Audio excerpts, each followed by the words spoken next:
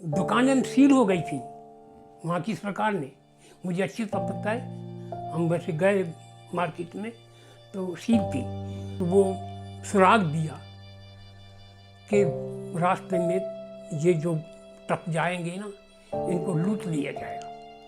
हे दाढ़ा घाट बन्ना वाह आनंदितो से पन्ना, हे दाढ़ा घाट बन्ना गेट मुठुरा पतला रे, हे आदम खोर कबीर, हे आदम खोर कबीर।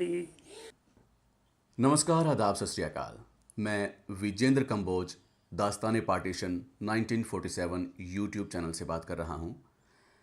इस वक्त मैं बैठा हूं हिंदुस्तान की राजधानी दिल्ली में, और दिल्ली में मैं बैठा हूं श्री चंदन राम छाबड़ा जी के साथ, सन ऑफ श्री तख्तू राम छाबड़ा जी। अखंड भारत में जो इनका इलाका था वो था मीरापुर, जो कि शुमाली की तरफ था, नॉर्थ उत्तर कहते हैं हिंदी में। डिस्ट्रिक्ट इनका डेरा गाजी खान और तहसील जामपुर। अप्रैल 1936 का इनका जन्म है। खैर, इनसे बातें करेंगे, इनकी कहानी सुनेंगे, 1947 की कुछ यादें ताज़ा करेंगे। अगर आप हिंदुस्तान में या कहीं से भी हमारी इस वीडियो को देख रहे हैं तो आप भी अपनी वीडियो रिकॉर्ड कर सकते हैं और हमें स्क्रीन पर दिए हुए ईमेल आईडी पे शेयर कर सकते हैं, या फिर आप हमें फ़ोन भी कर सकते हैं जो कि हमारा स्क्रीन पर दिया हुआ है। और यहाँ पर मैं एक छोटी सी बात कहना चाहूँगा। हमारे बुज़ुर्ग हमारी विरासत हैं, और इस विरासत को हमेशा हमेशा के लिए अमर अगर आप करना चाहते हैं अपने आने वाली पीढ़ियों के लिए, तो आप इनकी वीडियो ज़रूर बनाएं या बनवाएं। खैर, ज़्यादा बातें ना करते हुए अब हम सर से बात करेंगे। सर नमस्कार, राम राम। आप हमें बताइए कि आप अपना नाम और अभी आप कहाँ पे हैं, इलाका बताइए अपना। चंदन राम छाबड़ा, ये साउथ दिल्ली में बैठे। ठीक है। तो जो अखंड भारत का हिस्सा इस वक्त पाकिस्तान में रह गया, वहाँ का एड्रेस क्या है आपका? मीरापुर, शुमाली। ठीक है। जिला डेरा गाजी खान, तहसील जामपुर। अब मुझे थाना भी याद है, सब कुछ बताऊंगा। ठीक है। उम्र उस वक्त कितनी थी जब ये बंटवारा हुआ? 12-13 साल की होगी। अच्छा, ठीक है। तो आपके जो फादर साहब थे वो क्या काम करते थे वहाँ? वो मतलब उनका गांव के अंदर परचून की दुकान थी। पश्तून मतलब? परचून परचून की दुकान। अच्छा, किराना की दुकान थी। ठीक है, ठीक है। तो दुकान पे आप भी जाते थे कभी? कभी एक बार मैं गया था, देखा। मतलब क्योंकि वहाँ जिस गांव में दुकान थी वो मुस्लिम आबादी का गांव था। अच्छा। और हम जिसमें रहते थे वो कंबाइन मुस्लिम भी थे, पर हिंदुओं के घर संख्या उनकी कम थी। कितने के घर थे मुसलमानों के? ये टोटल आबादी उस टाइम कुछ 1400 की थी। ठीक है। मुश्किल 250-300 की आबादी हिंदुओं की होगी, और बाकी सारी आबादी जो है मुस्लिम की पॉपुलेशन। तो परिवार का जो कारोबार परचून की दुकान ही थी या कुछ खेती बाड़ी भी करते थे? ना, खेती बाड़ी भी थी। अच्छा। लेकिन खेती बाड़ी हम बटाई में देखते थे, खुद नहीं करते थे। वैसे हमारे छाबड़ा परिवार में कुछ घर खेती भी करते थे। ओके, ठीक है। बट आपकी जो जमीन थी आप उसको ठेके पे, मतलब हम बटाई पे? हम बटाई भी देखते थे। वैसे मेरे भाई साहब, बड़े भाई साहब भी पिताजी के साथ बैठते थे उस टाइम। पहले तो वाली का मुझे ही नहीं पता। कुछ नाम याद हैं आपको उस वक्त के, आपके किसी ऐसे कुछ नाम जो आपके कोई दोस्त रहा हो, या कोई आपने पढ़ाई की है वहाँ पे? हाँ, मैं 7वीं में था वहाँ। अच्छा, फिर तो किसी टीचर का कुछ नाम, आपको अध्यापक का नाम याद है? टीचर का नाम तो मुझे याद है। हाँ, क्या लेकिन था? मैं मतलब जब मैं वैसे तो प्राइमरी में ये लोअर मिडिल में आशानंद थे, वो तौसे के रहने वाले थे। उनसे उनके पास पाठ पढ़ा हूँ। एक दो मुसलमान थे उनके पास पढ़ा हूँ, उनका मुझे नाम याद नहीं, वो आते दूर से थे। लेकिन मैं जब मिडिल स्कूल में दाखिल हुआ तो हमारे हेडमास्टर थे, जब तक मैं ज्वाइन किया तो उस टाइम साधु राम थे, वो भी हमारी दादर के थे। दादर भी उसी में पड़ता है, तहसील जहांपुर में। ठीक है। तो वैसे तो एक और थे मास्टर जी गिरधारी लाल, वो भी हमारी भाषा के, वो भी दादर के थे, वो हमारे साथ, लेकिन वो प्राइमरी क्लास को पढ़ाते थे। हमारा हेडमास्टर शेख मोहम्मद था, वो एक कवि भी था, उसके बारे में भी मैं और बातें बताऊंगा। चलिए बात करेंगे उसके बारे में।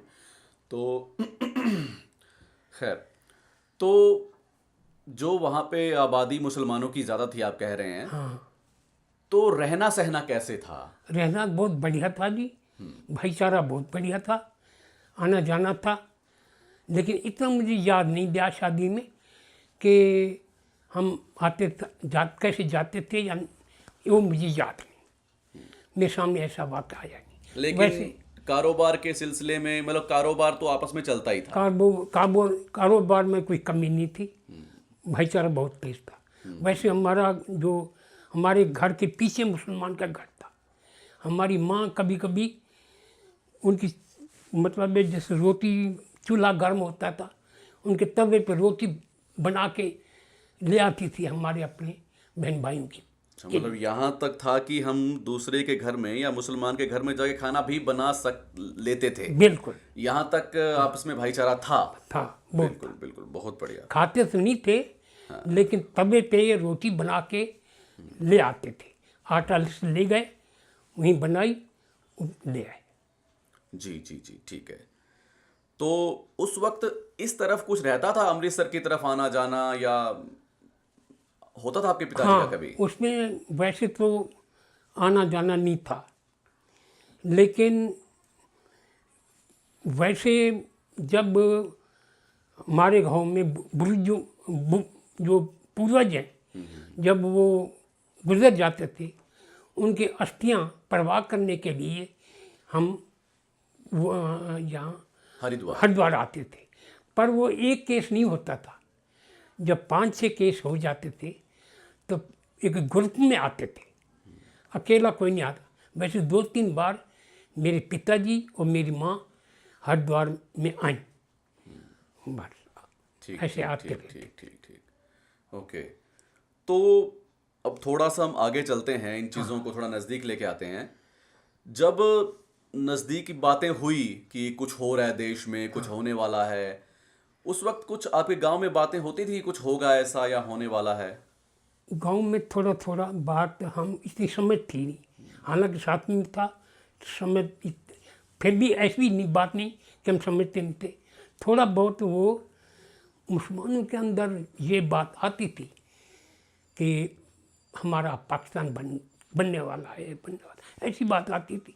पर वो ये बात नहीं कहते थे कि आपको जाना पड़ेगा, अब आपका कुछ नहीं है, ऐसी बात हमने अपनी कान से नहीं सुनी। बिल्कुल ठीक है। मतलब इतनी गहराई वाली बात नहीं थी कि वो ये कहे कि आपको यहाँ से छोड़ के जाना पड़ेगा। ऐसी बात मैंने नहीं सुनी। ये शायद किसी के मन में भी नहीं होगा कि छोड़ के जाना पड़ेगा। ओके, तो बातें हल्की फुल्की होनी शुरू हो गई थी। एक बात मैं और बताता हूँ इससे संबंध में। 6 महीने पहले की बात है, जब वो होली का समय था कि दंगे हो गए थे मुल्तान में, और मुल्तान में दंगे हुए, कोई हमारे हेडमास्टर के जाने वाला वो हाजीपुर आ गया, हाजीपुर ने उसको कहानी सुनाई, ऐसे ऐसे दंगे हुए। तो वो हमारा जो हेडमास्टर था मुसलमान, वो हमदर्द था, लेकिन इस हमदर्दी के नाते वो एक कविता लिखी। कविता का एक बंद जो है वो मुझे अभी भी याद है, मैं सुनाता। पई मुल्तान लड़ाई वो यार, कुश्दी खल्क खुदाई वो यार, बाल को मिले नमाई वो यार, पई मुल्तान लड़ाई वो यार, कुश्दी खल्क खुदाई वो यार। इसका मतलब मैं बताता हूँ। पई मुल्तान लड़ाई, मुल्तान के अंदर लड़ाई हुई, कुश्दी खल्क खुदाई, यानी उसमें मार काट हुई, इसका मतलब ये कुछ दी खल्क खुदा गुजार, बाल को मिले ना वही हो यार, बाल को मिले ना मई हो यार। यानी ऐसा हो गया, कहीं अपनी माँ अपने बच्चे को ढूंढ रही थी, कुछ बच्चे अपनी माँ को ढूंढ रही थी, पई मुल्तान लड़ाई हो यार, कुछ दी खल्क हुई यार। हालांकि उस कविता बड़ी थी पर मुझे केवल एक बन गया था, वह नाम सुना। तो उस वक्त के हालातों के ऊपर उन्होंने अपनी लेखनी की, हाँ। एक कविता लिखी कलम से। जी। तो ये उस पार्टीशन से 6 महीने पहले 6 महीने की कहानी पहले की है। बात है। तो कहीं ना कहीं मतलब चीजें शुरू हो गई थी। वो हो गई होगी, इतना हम जानते। तो जब चीजें नजदीक हुई और नजदीक आनी शुरू हुई, 1947 के हम अगस्त की तरफ चलते हैं, तो वो दौर कैसा था? मतलब निकलने से 10 दिन पहले। हाँ मैं बताऊँ, 2-4 दिन पहले, 14 से यानी 2-3 पहले, 12-13 तारीख को हालात कुछ थोड़ा थोड़ा खराब लग रहे थे, पर हमारे माँ बाप ने कहा कि भाई अब स्कूल पे जाना है। लेकिन हमें ये नहीं डर था कि हम कल्ले, हम घबरा रहे थे, थोड़ी थोड़ी जैसे आवाज़ सुनी, थोड़ा घबरा गए, हम कल कैसे जाए। हम 2-4 लड़के, ज़्यादा नहीं थे, 5-6 लड़के होते थे तो बच्चे। तो फिर इतना मुसलमानों पे विश्वास था, हमें छोड़ने के लिए भी मुसलमान आया, बड़े शहर में छोड़ने के लिए। मुझे अच्छी तरह याद है, छोड़ने के लिए हमारे माँ बाप खुद नहीं आए, एक मुसलमान को कह दिया जिस पे विश्वास था, वो आकर के हमें अपने दूसरे जिसमें हम पढ़ते थे वहाँ छोड़ गए। अच्छा, स्कूल में छोड़ने के लिए। स्कूल में छोड़ने के लिए। ठीक ये है, 2-4 दिन पहले की बात है। ठीक ठीक ठीक ठीक ठीक। यानी कि विश्वास की अगर बात करें, तो ये विश्वास था उस वक्त। था। ठीक है ठीक है। उस वक्त आपके माँ बाप तो गांव में ही होंगे। हाँ गांव में या घर में होंगे, गांव में, हाँ गांव में। अच्छा, फिर उसके बाद आगे? ये हाँ आगे 2-3 दिन के बाद फिर लोग, जैसे 14 तारीख आई नहीं, ना, आप स्कूल आए तो स्कूल से वापस घर भी तो गए होगे। ना मैं जब माहौल थोड़ा थोड़ा, जैसे हम कल्ले नहीं आए, हमें छोड़ने के लिए आया, उसके बाद मैं घर गया ही नहीं, तो कहाँ रहे? वही बोर्डिंग में था मैं तो। अच्छा, बोर्डिंग स्कूल में थे। हाँ। ठीक है ठीक है ठीक है, ओके, ठीक है। हाँ ठीक। तो आप बोर्डिंग बोर्डिंग में ही रहे। ठीक है, माहौल। हाँ। अच्छा, आगे? अब 14 तारीख को में उन झंडे लग गए मकानों के ऊपर, पाकिस्तान के झंडे लग गए। अच्छा। हाँ 14 तारीख पर लग गए थे, घर घर पे झंडा लगा हुआ था, हमें नजर आए। जैसे बोर्डिंग हाउस के साथ घर थे मुसलमानों के, पर झंडे लगे हुए थे, लगा लिए उन्होंने। अब ये मुझे नहीं याद 14 को आए, मेरे ख्याल में 14 को ही आ गए थे घर छोड़ करके, वहाँ 13 को हो गई होगी कोई बात। तो घर जैसे, मुझे ये नहीं पता हमारे माँ बाप अपने मेरे बहन भाइयों के साथ घर से कैसे निकले, मतलब पैदल निकले। हमारी तो केवल ही घोड़ी थी, वो घोड़ी भी से आए, मैंने उसके बाद वो घोड़ी भी नहीं देखी मैंने। तो मैंने नहीं, अब बच्चे थे, हम क्या बता कैसे, ना हमने ना उन्होंने बताया हम कैसे आए। लेकिन इतना पता है हमारे पिताजी साथ नहीं आए, बाकी मेरे भाई। सबसे मेरा जो बहन थी वो 2.5 साल की थी उस टाइम, बाकी बड़े थे, कोई 2 साल बड़ा, कोई 5 साल बड़ा, कोई 4 साल। हाँ बहन भाई उस टाइम 4 भाई 2 बहनें, माता पिता। जी। पिताजी बाद में आए, वो क्योंकि उन पर जेवरात वगैरह कहीं रखे हुए थे, उनको निकालने के लिए उनको समय चाहिए था, तो इसलिए वो रुक गए। लेकिन वो 1 हफ्ते के बाद है। तो 1 हफ्ते तक आप उसी शहर में रहे? हाँ हम 1 हफ्ते क्या बल्कि 15 दिन रहे। जामपुर? जामपुर नहीं, जामपुर अभी बाद में। अच्छा, अभी मैं हाजीपुर की बात कर रहा हूँ। ठीक है ठीक है। आप तब तक हाजीपुर में रहे लगभग 15 दिन। लगभग 15 दिन, ठीक है। ठीक है। अच्छा पहले ये बताऊँ आपको, जो आप वो नोट कर लो। वो जैसे ही वो मेरे माता पिता जी आए, हाजीपुर में किसी के रिश्तेदार के घर में पनाह लेने के लिए, तो मुझे भी बुला लिया कि तुम भी हमारे साथ आ जाओ। ठीक है। अपना स्कूल छोड़ कर, स्कूल तो बंद हो गए थे, हाँ हाँ हाँ हाँ हाँ, ठीक है। जैसे मुझे अच्छी तरह याद है, स्कूल बंद हो गए थे। तो फिर उनको बुला लिया। मुझे इतना याद है कि जैसे हमने खाना बनाना है, हम उसके बाद फिर हमें वो जो गाँव में सोना पड़ा, उन्होंने कहा आप मतलब आपको हम मार देंगे, मतलब अब तुम्हारा ये देश नहीं है, अब जान से मारेंगे, ऐसा कुछ लग रहा था हमें। फिर उन्होंने वो जैसे हम गांव से छोड़कर एक बड़े गांव में आए, तो दूसरे सारे मिल करके फिर एक वो मियाँ से आई, उसको गवर्नमेंट की तरफ से को अख्तियारात भी मिले हुए थे। हम हमारे बड़े बूढ़े गए होंगे उनके पास, फरियाद करी होगी कि हमें हमारी रक्षा करो।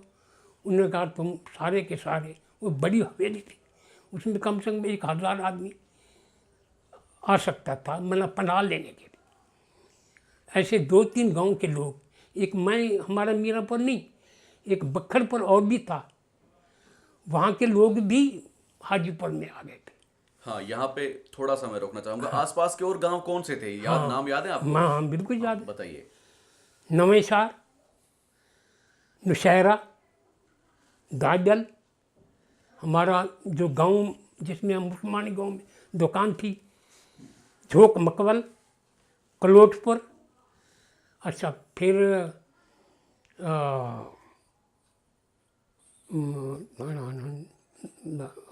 हाँ, टिब्बी, लुंडी और हरंद, थाना हरंद, डाकखाना लालगढ़, ये मुझे अच्छी तरह याद है। ठीक है। तो जो हवेली आपको पनाह के लिए मिली, हाँ। वहां पे और गांवों के लोग भी वहां पे पनाह लेने के लिए आए? आए। ठीक है। जिस गांव में मैं पनाह लेने के लिए आया, उस गांव के सारे लोग उस मियाँ साहब की हवेली में आ गए। गांव में कुछ नहीं था। यानी 14-15 तारीख की बात है कि फिर कुछ मुसलमानों ने पूरे शहर को लूटना शुरू किया। रात को गोलियां चल रही थी, आवाज़ आ रही थी और आग लगा दी। उसके बाद बातचीत चल रही थी कि भाई अब क्या होगा। हफ्ता 10 दिन 15 दिन वहाँ रहे। वैसे राशन का इंतजाम थोड़ा कर दिया था, लेकिन वो पूरा नहीं पड़ता था, किसी को मिला किसी को ना मिला, ऐसे चला 10-15 दिन। लेकिन इन मीन टाइम जो है ना, मिलिट्री आ गई। अच्छा। मिलिट्री आई तो उन्हें काफ़ी, अब तुमने यहाँ रहना है या साथ जाना है। अब ये हिंदुओं को कि अब ये गांव नहीं रहा, ऐसा उन्होंने मिलिट्री ने कहा। तो फिर सब तैयार हो गए, फिर ट्रक आए हुए थे, उसमें बैठ के चले गए। ये फिर वो गए कहाँ, असल में क्या था, उन दिनों हम रहने वाले हैं डैर सिंध के पार। वो उन दिनों नदी चढ़ी हुई थी, उस पर पुल नहीं है। पुल ना होने की वजह से कि जैसे मुल्तान वालों के लाइन सीधी थी हिंदुस्तान जाने के लिए, उत्तरपन गाड़ियाँ चल रही थी, जा रहे थे, लेकिन हमारे पास रास्ता नहीं था। तो या तो किश्ती में बैठ के जाएं, किश्ती में कैसे जाएं, उनमें खतरा था कोई मार ना काटे, कोई लूट ना ले, जब तक कि पक्का इंतजाम ना हो ले जाने के लिए, तो कैसे जाए। ऐसे जो है ना। हाँ, एक चीज़ मैं बात पूछ गया, उन दिनों जैसे हम मियाँ साहब सराय के हवेली में बैठे थे, हमारे माता जी को एक वो ज़रूरत पड़ी एक हांडी की सब्जी बनाने के लिए। वो 1-2 दिन पहले की बात होगी। तो मैंने कहा मैं एक मेरा दोस्त है, मेरे क्लास फेलो, गरीब है, मुसलमान, मैं उसके घर चला गया। शायद उसकी माँ बाप भी मुझे नज़र नहीं आए थे या नहीं थे, ये मुझे जानकारी नहीं। उसने मुझे हांडी दे दी। वो हांडी मैं उसकी वापस नहीं कराया, कर पाया, वह ऐसी नियत तो नहीं थी मैंने उसको वापस नहीं करनी, मौका नहीं मिला, तो वो हमारे पास रह गए। यहाँ तक की कहानी का एक अगर कंक्लूजन निकालें तो अच्छे लोग भी थे, बहुत बढ़िया थे, कोई कमी नहीं थी। लेकिन जो वही बात है कि जब नफरत की आंधी चलती है तो शरारती तत्व जो हैं वो घुस जाते हैं हाँ। और पूरी नदी को गंदा हाँ, कर वो देते हैं। गंदा करते। तो हम बात कर रहे थे कि अगर हमें वहां से अत्याचार मिला तो प्यार भी बहुत मिला वहां से। हाँ जी, बिल्कुल। दोनों चीजें थी। हाँ, दोनों चीज़ें। तो जो हांडी वाली कहानी आपने बताई वो वाकई एक शिक्षा वाली बात कहें, एक मार्मिक सी बात कहें कि दोस्त ने उस वक्त एक दोस्त की मदद की। ऐसे ही बहुत लोगों की मदद हुई भी वहां पे। हाँ, इसमें कोई शक जी। नहीं। ये मिलिट्री आया, हमें ट्रकों में भर करके हाजीपुर से फाजिलपुर ले गए। वो एक और कस्बा है, वहाँ थाना भी था। ठीक है। वहाँ भी हमारे हिंदू लोग के मल्ले अलग थे, मुसलमानों के अलग थे। वहाँ हमने हिंदू को जगह दे दी रहने के लिए, राशन पानी दे दिया, खाओ और रहो। अच्छा, वहाँ रहने लगे। जब तक के पुल इंतजाम ना हो तो वहाँ से कैसे जाएं? वहाँ भी हमें 1 महीना रहना पड़ा। अब फाजिलपुर में वैसे डर के मारे हमने, बड़े बुजुर्गों ने बचाव के लिए कुछ इंतजाम कर रखा था। तो 1 महीना आपको रहना पड़ा, तो खाने पीने का इंतजाम कैसे खाने पीने में उन्होंने जो हमारे जान पहचान वाले हिंदू घर, उन्हें हमें खोल दिया। बोरियां भरी पड़ी थी, मतलब सब्जियों का तो मुझे ध्यान नहीं, पर वो सूखे मेवे, मूंगफली, चने, दाल, सब सामान, आटा, कोई कमी नहीं। अच्छा, वो हिंदुओं का इलाका हिंदू था। का इलाज, हिंदू के घर गए पनाह लेने के लिए। उनका ये अपने भाई है, जो मर्जी खाना है। दुकानें सील हो गई थी वहाँ की सरकार ने, मुझे अच्छी तरह पता है। हम वैसे गए मार्केट में तो सील थी, लेकिन घरों में एक किस्म का गोदाम थे, सब कुछ वहाँ, खाने पीने कोई दिक्कत नहीं। हम 1 महीना रहे लगभग, हमें बाहर नहीं जाना पड़ा। वैसे न्यू तो दुकानें छोटी मोटी थीं, वैसे कुछ पेट्रोल लगाते थे, कुछ हमारे हिंदू भी कुछ काम धंधे करते थे वहाँ के। ऐसा इस तक मुझे याद। एक दफ़ा की बात है, कुछ सरकार की तरफ से इंतजाम हुआ, ट्रक आ गए, कोई 7-8 ट्रक आए। भाई अभी पहला राउंड कि आपको जामपुर जाना है, तैसे यहाँ से निकल के जामपुर जाना है। जामपुर जाने के लिए ट्रक लग गए, 8-10 सामान रख दिया। कुछ सवारी वहाँ से आई, कोई पता हिंदू के, अभी बसें चल रही थी, पर कोई जैसे मुसलमान आ रहे जा रहे होंगे, तो वो किसी ने हमें कुछ वो सुराग दिया कि रास्ते में ये जो ट्रक जाएंगे ना, इनको लूट लिया जाएगा। तो किसी भनक पड़ गई, तो अच्छा नहीं, आप बोलते रहिए। भनक पड़ गई। असल में वो ट्रक के जो ड्राइवर थे ना, वो मुस्लिम मिलिट्री के थे। मुझे ऐसा लगता है कि उनकी मिली भगत थी या नहीं, इसका हमें नहीं पता, लेकिन ऐसा लोगों को पता लगा। तो उन्होंने कहा हम इस गाड़ी से नहीं जाएंगे, हमने खाली करने पड़े।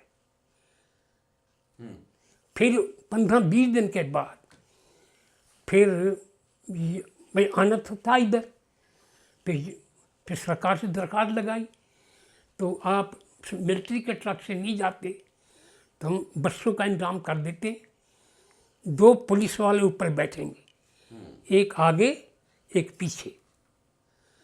फिर उसका किराया हमने अपनी जेब से दिया, इंतजाम सरकार ने किया, किराया हमने दिया, किराया भी हमने डबल दिया। सरकार की तरफ से 2 सिपाही बैठ के बंदूक लेकर के, एक आगे एक पीछे, हर बस सरकार उस वक्त पाकिस्तान की सरकार की हाँ तरफ पाकिस्तान की सरकार समझो। तो ये फिर वो हम जामपुर पहुंच गए। से। ठीक है, तो आप ट्रकों पे बैठ के ट्रकों पे नहीं, हाँ बसों में। अच्छा, जो ट्रक थे वहां तो शक वो हो गया वो कि वो ट्रक वो हमने खाली भेज दिए, खाली भेज दिए। वो वापस ट्रक आया नहीं। जहाँ आना तो था हमने, वो इंतजाम नहीं हो पाया सरकार से, या कैसे भी समझ लो। तो फिर वो हम अब बसों के द्वारा हम जामपुर आए। अच्छा, जामपुर में भी हिंदू के मोहल्ले में चले गए। वहाँ भी ऐसी दुकानें थी, बंद थी।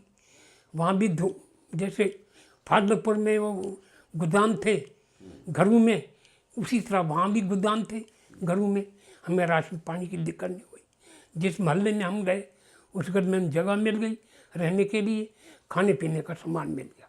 हमें कोई बाज़ार से, ना तो हमने बाज़ार देखी, ना हम बाज़ार गए, ना वहाँ से लाने पड़ा। तो आपके माता पिता साथ में थे इस टाइम? माता पिता साथ थे। उस सामान क्या उठा रखा था फिर आपने साथ में? कुछ उठा रखा? सामान तो क्या हो गया, कुछ थोड़े बहुत बर्तन हो सकते हैं, कुछ कपड़े हो सकते हैं, बिस्तर वगैरह जो उठा के लाए थे। ये मुझे पता नहीं कि क्या क्या ले आए। मेन बात थी यहाँ से निकलना। हाँ, ये था। जी। उसमें भी हम महीना, हाँ जामपुर में भी महंगाई शुरू हो गई थी। जैसे हम 2 रुपए घी लेते हैं, तो बाहर के मुसलमान बेचने आते थे सामान। तो एक मतलब जो 2 रुपए का से घी मिलता था, तो 1 रुपए का 2 छटांग घी मिलने लगा। महंगाई हो गई थी, वो फ़ायदा उठाने के लिए। लेकिन हमें उन दिनों डालडा भी नहीं चलता था, यही होता था। वो आते थे बेचने के लिए, जो मेन गेट पे आकर के बैठ जाते थे। जिनको ज़रूरत होती थी वो लेते थे। थोड़ी बहुत ज़रूरत पड़ती थी सबको। ये मेरे ख्याल में हम 2 महीने वहाँ रहे। जामपुर। ठीक। जामपुर वो तहसील है, अब भी तहसील है। अब वो डेरा गाजी की जगह जिला राजनपुर बन गया है। राजनपुर भी पहले उस टाइम तहसील थी। अब वो रेलगाड़ी हमारे उस टाइम थी नहीं, अब रेलगाड़ी बन गई है। क्योंकि वो भी हमने इसमें यूट्यूब में देखा है कि रेलगाड़ी वहाँ पहुँच गई। हमारे गांव तक भी अभी भी नहीं पहुँची, पर 9-10 किलोमीटर की दूरी पर रेलगाड़ी पहुँची हुई है। जी, तो आप जामपुर में लगभग 2 महीने तक वहीं हाँ, ये मुझे ऐसा लगता है हमने दिवाली जामपुर में करी। ठीक है। अच्छा, फिर आगे चलते हैं। तो दिवाली पे कुछ जश्न था वहां पे? ना कुछ नहीं। हमें ये नहीं पता पटाखे होते हैं, दिवाली कैसे मनाई, कुछ नहीं। ये मुझे अच्छी तरह याद है कि दिवाली हमने पाकिस्तान में मनाई। ठीक है। उसके बाद फिर सरकार की तरफ बातचीत तो चल रही थी। उन दिनों जब पानी कम हो गया तो नदी 3 हिस्सों में बट गई। फिर छोटी उनकी चौड़ाई कम हो गई, तो किश्तियाँ खड़ी करके उस पर लकड़ी के पट्टे डाल करके टेम्परेरी पुल बना करके फिर बसों के द्वारा हमें शेरशाह स्टेशन है जिला मुजफ्फरगढ़ का स्टेशन है शेरशाह, वहाँ तक हमें बस ट्रकों के द्वारा, ये उसमें ट्रक आ गए थे, हमने मिलिट्री के ट्रकों के द्वारा शेरशाह स्टेशन पहुँचे। उसके बाद फिर रेलगाड़ी का इंतज़ाम हुआ सरकार की तरफ से। इतना हमें पता है कि वहाँ पर जैसे मुसलमान पाकिस्तान बन गया तो रेलगाड़ी का जो ड्राइवर था वो हिंदू नहीं था, मुसलमान था। कुछ मिलिट्री रूल आ गई थी गोरखा, उन्होंने कुछ वो थोड़ा साथ साथ चलते थे, पर मुझे अच्छी तरह याद नहीं कि हमारी गाड़ी के साथ सुना था कि कुछ गाड़ियों हमारे आने से पहले वो कोई कुछ जान माल का नुकसान हुआ। नुकसान हुआ, बिल्कुल। पर वो मैं अब मेरी आगे बातें मैं बताऊंगा। तो जैसे जैसे रेलगाड़ी शेरशाह स्टेशन से रवाना हुई तो चल पड़ी। अब क्या होता था, उनकी स्पीड कम थी, वो गाड़ी वो जो थी खिड़कियाँ टूटी पड़ी थी, मतलब फिर तकड़े तकड़े आदमी हमने हमारे जो पूर्वज थे उन्हें बिठा रखे थे कि कोई मतलब बाहर मुँह सिर ना निकालो, समझा रखा था, तकड़े तकड़े आदमी बिठा रखे थे। एक दफ़ा हमारा गाड़ी से कोई उतरा पानी भरने के लिए, तो वहाँ का जो कर्मचारी था या पैसेंजर होगा अदर कास्ट, तो उन्होंने वो बर्तन छीन लिया और पानी नहीं दिया और धक्का दे दिया। वो जैसे तैसे वो जान बचा के निकल आया। फिर गाड़ी चल पड़ी, पानी नहीं मिला।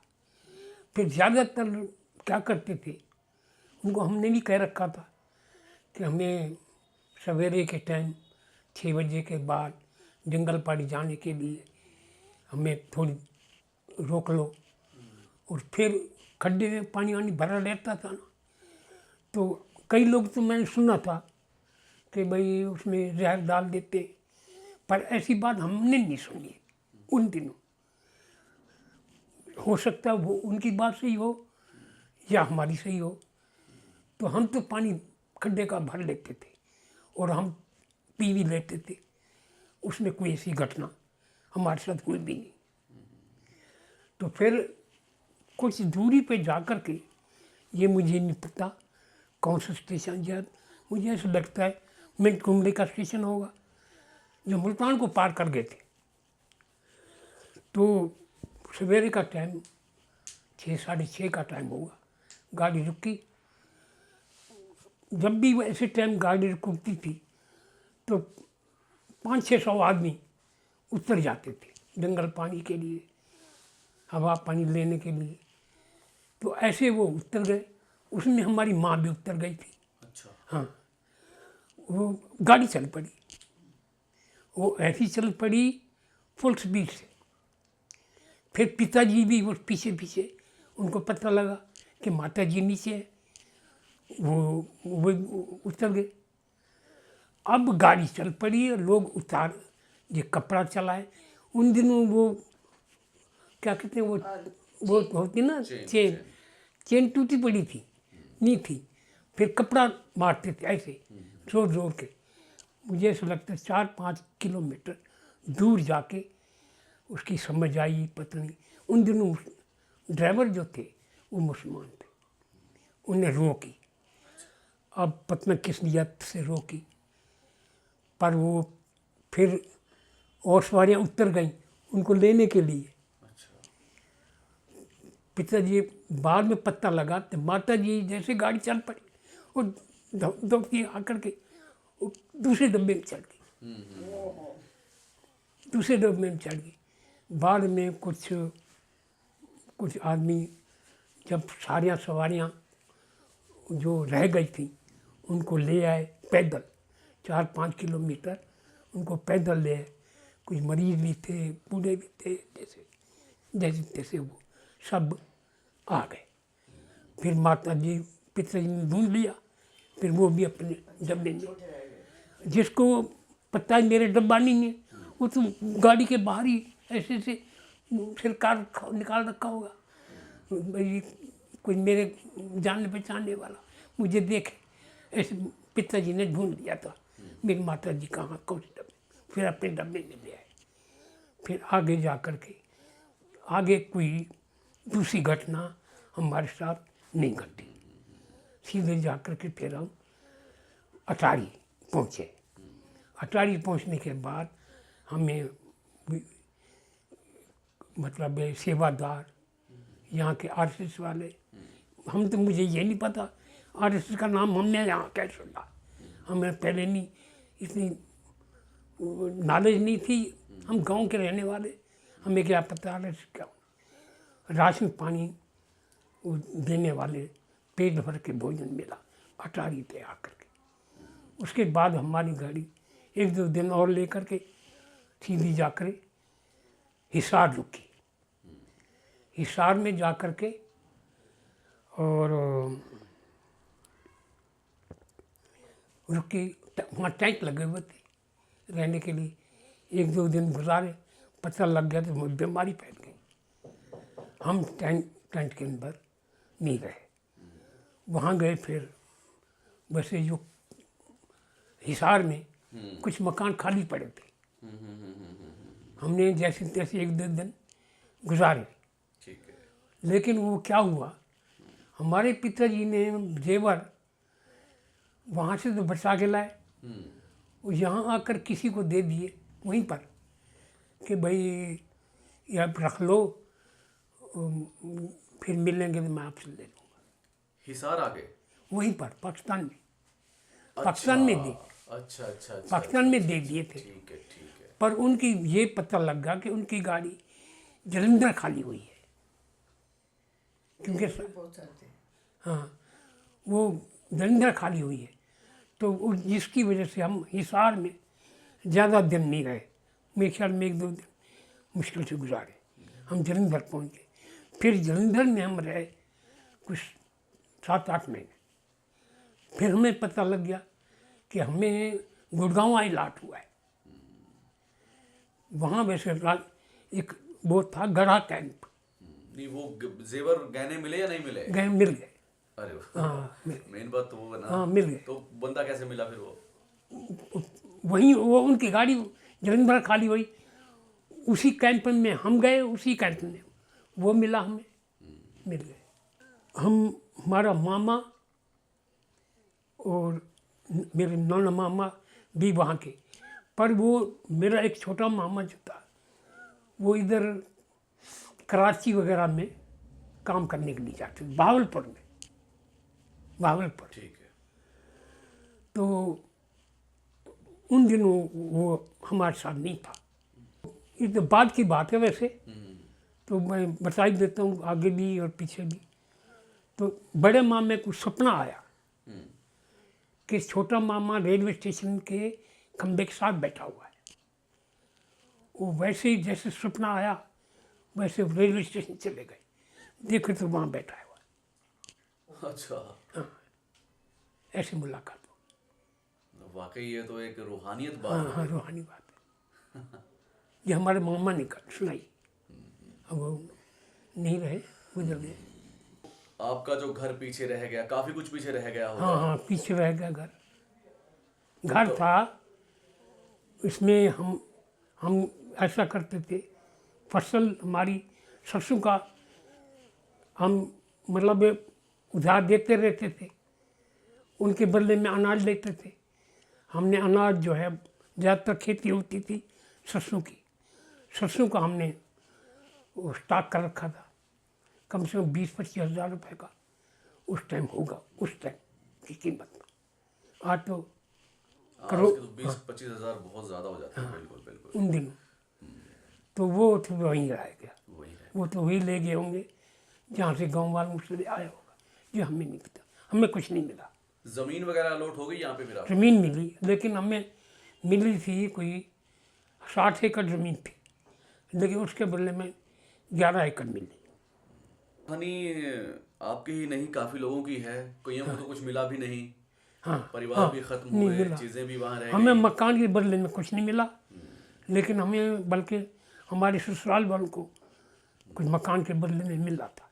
अच्छा, कुछ को मिला, कुछ को नहीं मिला। वो उस वक्त सोच समझ और सारी चीजें सब तक पहुंचना सरकार के लिए भी मुमकिन नहीं था, क्योंकि पता नहीं कितने ही बंदे वहां से नहीं, आए कुछ थे। लोगों को मिला, लेकिन हमारे गांव के लोगों को नहीं मिला, या कुछ कार्रवाई नहीं करी, हो नहीं पाई। बिल्कुल बिल्कुल। कुछ इलाका हमारा वो बरानी भी था, क्योंकि जब बरानी होने के नाते हमें मेवात में फिर ज़मीन मिली, टोहाना भी मिली।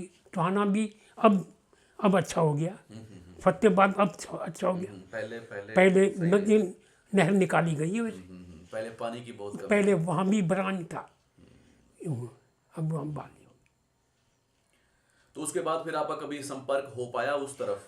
हमारे पाकिस्तान की पिताजी ने वो तो मतलब एक विचार तो था जाने का, पर मैं नहीं ले आया था, इन्होंने फार्म ला के दिया, जाने का विचार था, लेकिन मैं नहीं जा पाया। लेकिन मेरा साथी जो हम यहाँ आके इकट्ठे नौकरी भी करी है, वहाँ इकट्ठे एक क्लास में पढ़ते थे, वो 1-2 बार गए। वो कहते हैं हमारे गांव में नहीं जा पाए, वो अपने गांव में होके आ गए। उसने थोड़ा बताया, अब स्कूल में नहीं गया जहाँ पढ़ता था। उसने ये बताया कि जो चौकीदार था वो तो गुजर गया मुसलमान, अब उसकी जगह में उसका बेटा चौकीदार बना हुआ था। इतना उसने मुझे बताया। आपकी उम्र अभी काफ़ी हो चुकी है और आपने ज़िंदगी का बहुत एक्सपीरियंस देखा है, हाँ, तो आपके हिसाब से इस सब का कारण क्या रहा होगा? मतलब जब सब चीज़ें अच्छी चल रही थी, भाईचारा था, ये था, मतलब एकदम से सब क्यों बिगड़ा? या उसको रोका जा सकता था? रोकना चाहिए था जी, रोका जा सकता था। ये हम नहीं जानते पॉलिटिक्स क्या है, बाकी हम जितनी जानते बच्चे थे, पर हमने कईयों का इंटरव्यू जैसे आप ले रहे हैं ना, ये एक का इंटरव्यू आया था कि उसने कहा जी वो किसी नेता ने कहा होगा कि ज़मीन तुम्हारी होती है, पैदावार तुम्हारी होती है, तुम कंगाल बने रहते हो, जिनसे माल लेते हो वो अमीर हो गए, वो सरमायादार हो गए, तो ये अब ये जो है इसको कैसे हो, इनको बाहर निकालो, तभी वो तुम्हारा कर्जा माफ हो जाएगा, कुछ ऐसा। हाँ, कहने का तात्पर्य वही ये है मतलब कि अगर 100 लोग अच्छे हैं, उसमें 5 लोग गंदे मिल गए, हाँ, तो वो 100 को भी खराब कर देते हैं। वैसे तो कहीं ना कहीं ये कहानियां हुई। वैसे भाईचारा बहुत था, हो सकता है इनमें कोई मतलब नेताओं का हाथ भी हो सकता है। बाकी जब ऐसी चलती है, नफरत की कहानियां चलती हैं, वहां ये हो गया, वहां जब अफवाहें फैलती हैं ना, हाँ, तो अफवाहों जो होती है उनका कोई तोड़ नहीं होता, उसका कोई सर पैर नहीं होता, पता नहीं कहाँ क्या हो गया, तो आदमी जान बचाने के लिए दूसरे को मारता है। 2 को मारा, 4 को मारा, उसने उसको मारा, तो वो सारी चीजें जो है बहुत खराब हो जाती हैं। इन्हीं चक्करों में क्या हुआ कि अफवाहें फैल गई और लोगों ने मारकाट शुरू कर दी। एक दो बातें हमने सुनी, घटना घटी थी। एक ऐसी घटना तो अब अपने मुल्क में भी हो जाती। बिल्कुल। अभी क्या यहाँ मरते नहीं हैं, यहाँ मतलब एक दूसरे को मारते नहीं हैं, तो ऐसी घटना तो अभी संसार में चलती रहेंगी। तो आपकी ये वीडियो हिंदुस्तान में ही नहीं, पाकिस्तान में भी और पूरे विश्व में जाएगी, जहां जहां इंटरनेट की व्यवस्था होगी। एक आखिरी संदेश आपसे सुनना चाहेंगे 4 लाइनों का, कि आप दुनिया को क्या कहना चाहते हैं उस सारी चीजों को देखते हुए, उसके बाद की अपनी उम्र को देखते हुए। बस चंद लाइनों में आप एक आखिरी जो आदमी का विचार होता है वो आप हमें दे दीजिए। हम तो ये कहते हैं जी, एक तो इंसानियत, मानव धर्म, अपने धर्म, क्योंकि मानव धर्म सबसे बड़ा धर्म है, इंसानियत सबसे बड़ा धर्म है। हम इंसान पैदा जब परमात्मा पैदा कर देता है, उससे साथ धर्म नहीं जुड़ा होता। हम उसको हिंदू, मुस्लिम, ईसाई हम माँ बाप बनाते हम, लेकिन बच्चा खुद नहीं बनता। तो इसलिए चाहे हम अपने धर्म को आज़ादी से मनाएं, लेकिन मिलजुल कर रहे हैं, मतलब चाहे किसी की सरकार क्यों ना हो, हम सरकार से कोई मतलब नहीं, लेकिन मिलजुल कर रहना चाहिए। परस्पर आपसी संबंध बेहद ज़रूरी हैं। हाँ, सरकार चाहे कोई भी हो, कोई या भी कोई कैसा भी कहे, लोग अगर मिलकर रहेंगे तो ऐसी कोई घटना नहीं होगी। पहले भी सरकारें बदलती रही हैं, तो ऐसा भी अगर सरकारें बदलती तो अपना मुल्क सबको अच्छा लगता है। जहाँ जन्म लेता है वो उससे उसका प्यार जिंदगी तक उसका बना रहता है। ओके जी, थैंक यू, शुक्रिया, राम राम आपको, हाँ। भगवान बनाए रखे।